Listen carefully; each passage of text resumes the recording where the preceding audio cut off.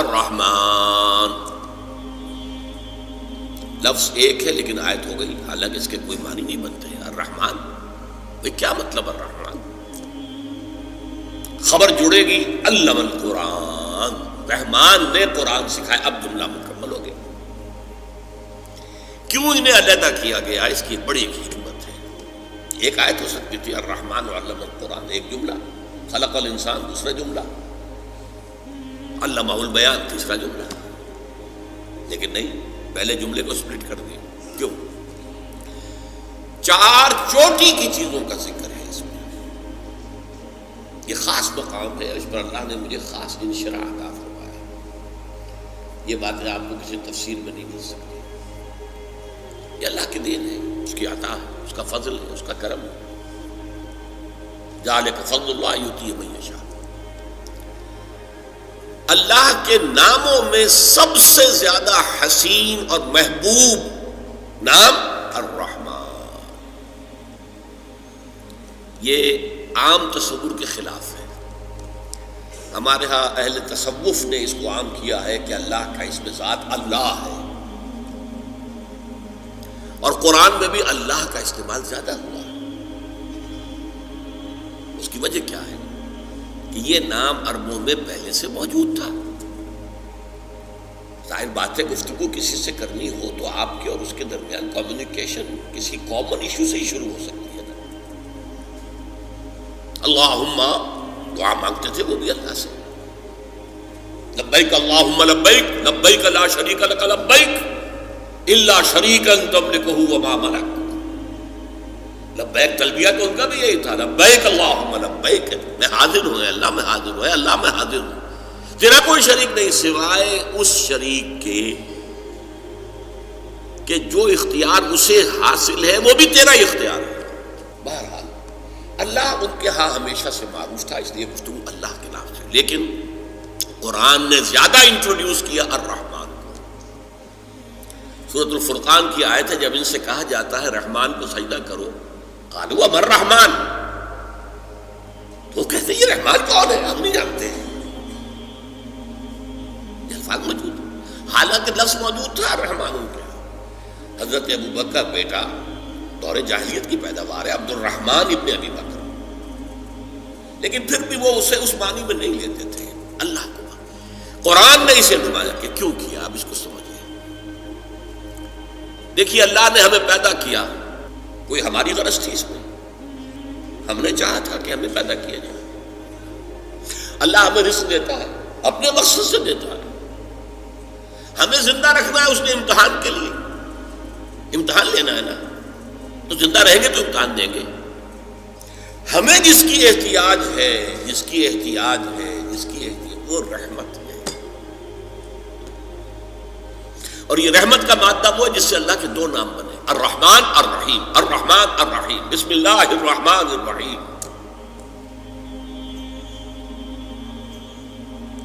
رحمت کی سب سے زیادہ ضرورت ہے، کیوں؟ حضور نے فرمایا کوئی شخص جنت میں داخل نہیں ہو سکتا محض اپنے اعمال سے، جب تک کہ رحمت خداوندی دستگیری نہ کرے۔ دستگیری کسے کہتے ہیں؟ کسی کا ہاتھ پکڑ لینا، پکڑ کے کھینچ لینا، دستگیری۔ کسی صحابی نے بڑی ہمت کی پوچھ لیا حضور آپ بھی؟ جب آپ نے کہا کوئی انسان نہیں جائے گا جنت میں صرف اپنے اعمال کی بنیاد پر، تو بڑا کیٹیگوریکل سٹیٹمنٹ ہے، کوئی ایکسیپشن ہے؟ آپ ایکسیپشن ہیں یا نہیں؟ فرمان نہیں، میں بھی، الا یتغمدنی ربی برحمتہ، میں بھی جنت میں داخل نہیں ہو سکوں گا اگر میری رب کی رحمت مجھے ڈھانپ نہ لے۔ تو ہمیں سب سے زیادہ کس شے کی ضرورت ہے؟ اگر اصل زندگی آخرت کی ہے، اور وہ یا جنت ابدا ہے یا نار ابدا ہے، تو ہماری اصل ضرورت کیا ہے؟ رحمت خدا۔ علم القرآن، اس نے سکھایا ہے قرآن۔ پہلی بات تو واضح ہوئی، جیسے کہ پہلی میں دو آیتیں سنا چکا ہوں، قل بفضل اللہ و برحمتہ، اللہ کی رحمت کا مظہر ہے قرآن، یہاں فرمایا رحمانیت کا مظہر عدم قرآن ہے. رحمان جو ہے یہ مبالغے کا صیغہ ہے. عرب کہے گا انا عطشان، میں پیاسا مر رہا ہوں پیاس سے. انا جوعان، میں بھوک سے مر رہا ہوں. غضبان، نہایت غضبناک. رحمان، نہایت نہیں، نہایت رحمان، جس کی رحمت ٹھاٹھے مارتے ہوئے سمندر کے پانی جوش. یہ رحمت خداوندی کے جوش کا مظہر ہے کہ اس نے قرآن عطا کیا. دوسری بات کیا ہے اس میں؟ باقی سارے علوم کس نے دیے ہیں؟ سائنس کس نے سکھائی ہے؟ یہ وہ علم الاسماء آدم کلھا ہے جو حضرت آدم کے اندر ودیت کر دیا گیا تھا. پورا علم، سائنس کا پورا علم. لیکن وہ کس شکل میں تھا؟ جیسے آم کی گٹھلی میں آم کا درخت ہوتا ہے. اسے توڑیں گے پھوڑیں گے تو گٹھلی کے اندر کچھ بھی نظر نہیں آئے گا، لیکن درخت سارا کہاں سے آتا ہے؟ اس کو آپ انگریزی میں کہتے ہیں پوٹینشلی. پوٹینشلی عربی میں کہتے ہیں بالقوہ. بالقوہ پوٹینشلی سارا یہ علم جو ہے سائنٹیفک اینڈ ٹیکنالوجیکل یہ حضرت آدم کو دے دیا گیا. اسی بنا پر مسجود ملائکہ، اسی بنا پر خلیفۃ اللہ. خیر، لیکن یہ علم ہے جو ایکسفولیٹ ہو رہا ہے. جیسے آم کی گٹھلی سے پہلے 2 پتیاں نکلتی ہیں، پھر اٹھتی ہیں، چڑھتی ہیں، تنا بنتا ہے، پودا ہے، پھر درخت بنتا ہے. کئی سال لگتے ہیں. اسی لیے ہزاروں برس ہو گئے ہیں اس آم کی گٹھلی سے یہ علوم برآمد ہو رہے ہیں. اور یہ پچھلا 100 سال یہ ایکسپلوژن، دھماکہ ہے علم کا. معلومات کی انتہا ہے، ٹیکنالوجی کی انتہا ہے. چاند کو تو قدموں تلے آدمی روند کے آ گیا ہے، اب وہ کمند ڈال رہا ہے مریخ پر. کمند تو جا کے اٹک گئی ہے وہاں. لیکن سارے علوم میں چوٹی کا علم قرآن کا علم ہے. اللہ کے تمام اسماء میں چوٹی کا نام الرحمن. اور جتنا بھی علم اس نے انسان کو دیا، ملائکہ کو دیا، جنات کو دیا، کسی کو دیا، سائنسدانوں کو دیا، فلسفیوں کو دیا، ان میں چوٹی کا علم قرآن. اس کی رحمانیت کا مظہر عتم. اگلی آیت آسان ہے. خلق الانسان، انسان کو پیدا کیا. آپ گزر جائیں گے. بھائی انسان کو پیدا کیا، کیا جنات کو نہیں کیا؟ کیا ملائکہ کو نہیں کیا؟ نورانی ہستیاں ہیں. کیا گیلیکسیز کو پیدا نہیں کیا؟ سورج کو نہیں کیا؟ چاند کو نہیں کیا؟ سیاروں کو نہیں کیا؟ ستاروں کو نہیں کیا؟ پہاڑوں کو نہیں کیا؟ جانوروں کو نہیں کیا؟ لیکن اس کی تخلیق کا نقطہ عروج، کلائمیکس، وہ انسان. میں نے کہا تھا 4 چیزیں چوٹی کی آ رہی ہیں. اللہ کے ناموں میں سب سے اونچا نام الرحمن. اس کے دیے ہوئے علوم میں سب سے اونچا علم القرآن. اس کی تخلیق میں سب سے اونچی تخلیق، جس کے لیے کہا گیا ہے قرآن میں خلقتہ بیدی. اس آدم کی تخلیق میں نے اپنے دونوں ہاتھوں سے کی. فسجد الملائکۃ کلھم اجمعون.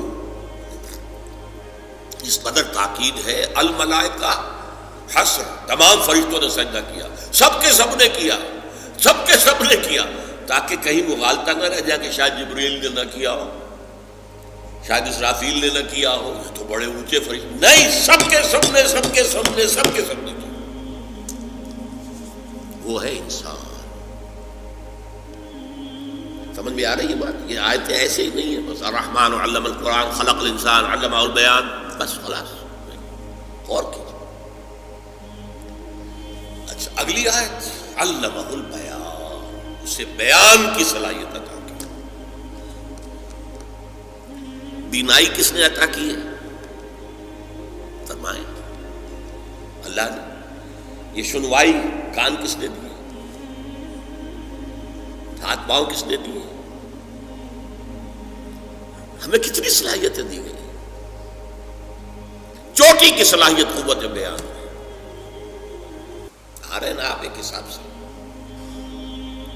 ہماری اگر بینائی ہے تو حیوانات کی بینائی ہم سے 1000 گنا زیادہ ہے. بعض جانوروں کی بینائی ہم سے 1000 گنا زیادہ ہے. عقاب اتنی بلندی سے زمین پر پڑی ہوئی سوئی کو بھی دیکھتا ہے. ایسے حیوانات بھی ہیں جو بغیر روشنی کے دیکھتے ہیں. ہو گئے نا ہم سے آگے. ان کی قوت سماعت ہم سے بہت آگے ہے. گھوڑے کے سوار نے ابھی کوئی آواز نہیں سنی، گھوڑے کے کان نے سن لی ہے، اس کے کان کھڑے ہو گئے. اینٹیناز جنہیں آپ کہتے ہیں کنوتیاں، گھوڑے کی کنوتیاں کھڑی ہو گئی کہ کوئی خطرہ ہے. ابھی سوار کے فرشتوں کو بھی پتہ نہیں ہے. اس کی سماعت اتنی تیز ہے. سونگنے کی صلاحیت کتے میں جتنی ہے، بکری میں جتنی ہے، ہمارے پاس تو 1000واں حصہ بھی نہیں. وہ سونگتے پتہ چلا لیتے یہ میرے کھانے کی چیز ہے، یہ نہیں ہے. شامہ. اس اعتبار سے سوچئے ساری صلاحیتوں میں ٹاپ کی صلاحیت انسان کے پاس. اسی لیے انسان کو کہتے ہیں حیوان ناطق، یہ بات کرنے والا حیوان. یہ چوٹی کی 4 چیزیں چوٹی کی. اللہ کے ناموں میں سب سے اونچا نام رحمان. جو علم اس نے دیے ان کو سب سے اونچا علم قرآن. جو بھی مخلوقات اس نے پیدا کی ان میں چوٹی کی مخلوق انسان، اور انسان کو جو بھی صلاحیتیں دی ہیں ان میں چوٹی کی صلاحیت بیان. اور اس کو میں سائنٹیفکلی بھی بتا دیتا ہوں آپ کو، صرف ڈاکٹرز اس کو صحیح طور سے سمجھ سکتے ہیں، بلکہ ان کے علم میں ہے.